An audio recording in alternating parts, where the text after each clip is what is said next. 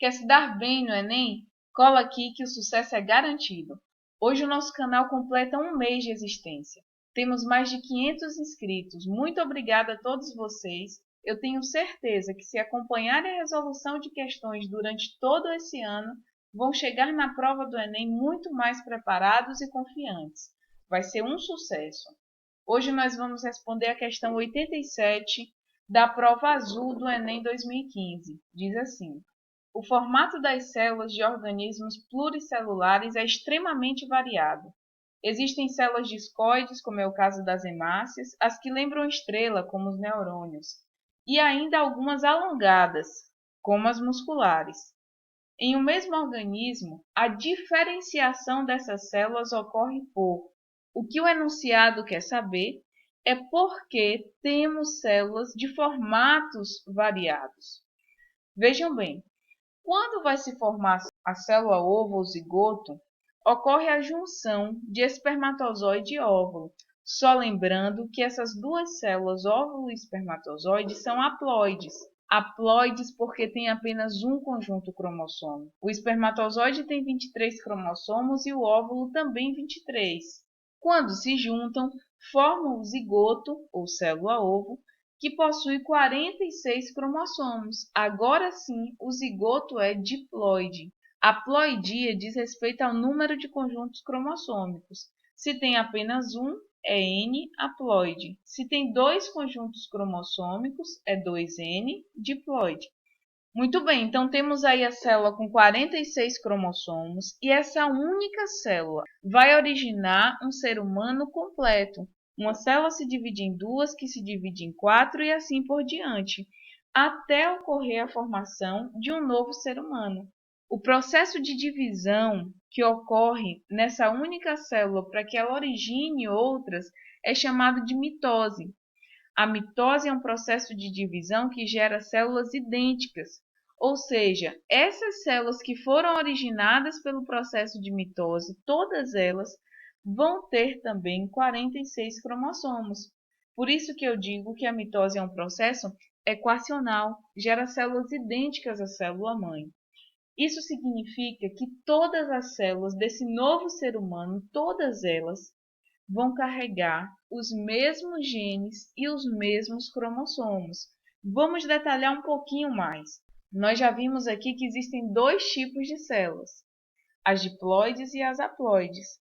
As células diploides, que são a vasta maioria, enquadra aí os neurônios, as células musculares, glóbulos vermelhos, brancos, células ósseas.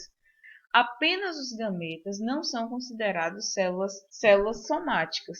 Porém, nós falamos de cromossomos. Mas o que é um cromossomo? Qual é a definição desse termo?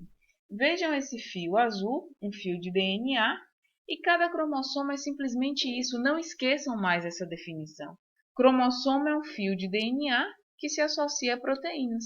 Acabou. Se eu digo que a célula possui 46 cromossomos, isso significa que essa célula possui 46 fios de DNA. E nesse cromossomo existem trechos, pedaços que eu chamo de gene.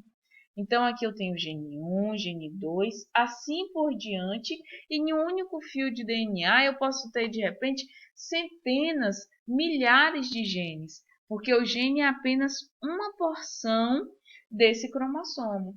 Apesar do conceito de gene ser um pouco controverso, eu trouxe uma definição que se enquadra bem, que se aplica bem. Gene é uma sequência de DNA que vai produzir um RNA mensageiro e que, por sua vez, vai originar uma proteína. Então, vamos recapitular aqui. Uma célula que tem 46 fios de DNA é uma célula somática. Aqui eu coloco a célula, dentro do núcleo dela, os fios de DNA. Quando ela se divide, ela origina células idênticas.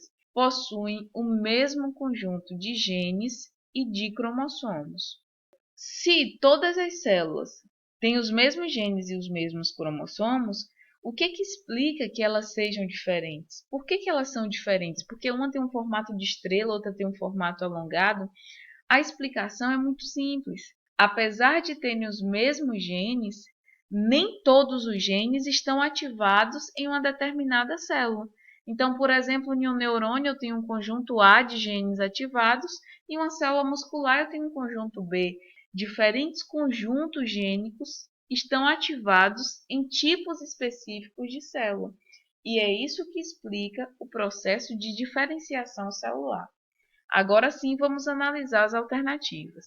Em um mesmo organismo, a diferenciação dessas células ocorre por produzirem mutações específicas. O que explica a diferenciação celular é porque conjuntos diferentes de genes se expressam em cada uma das células. Letra B, possuírem DNA mitocondrial diferentes. Errada!